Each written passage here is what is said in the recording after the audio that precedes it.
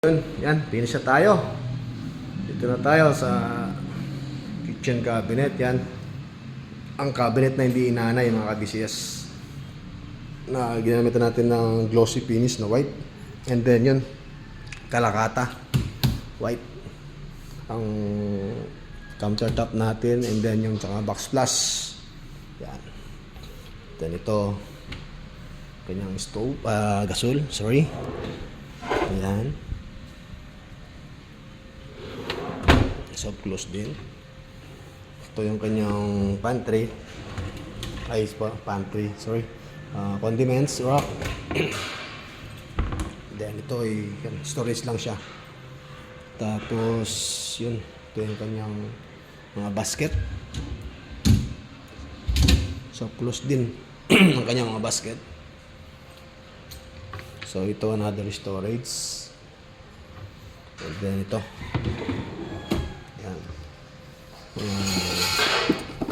Utensil. Ito yung mga patungan ng mga rice cooker, tsaka kung ano na mga gagamitin ng mga electronics yan.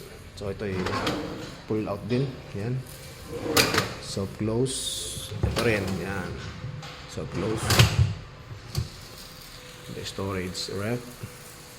Ito yung kanyang pinakambay ng pantry niya. So maliit lang. Ito kanyang awning.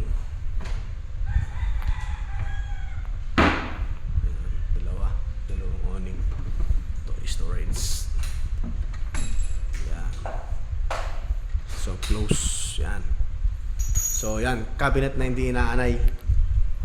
And then yun, meron tayo ditong mga nilagay na neon lights. Mga kabisiyas, you know. Warm light lang nilagay natin, warm light. Kita nyo naman. Ganda nyo kaya reflection. Kitang-kita yung mga pagkakintab ng ating mga cabinet, nating mga door. So yun lang po. Yan, sa mga gustong magpagawa, yan, contact lang tayo sa sa Messenger, mga sir, ma'am. Yan. So message lang po kayo. Tsaka sa aming Facebook page. So yun lang po. Thank you.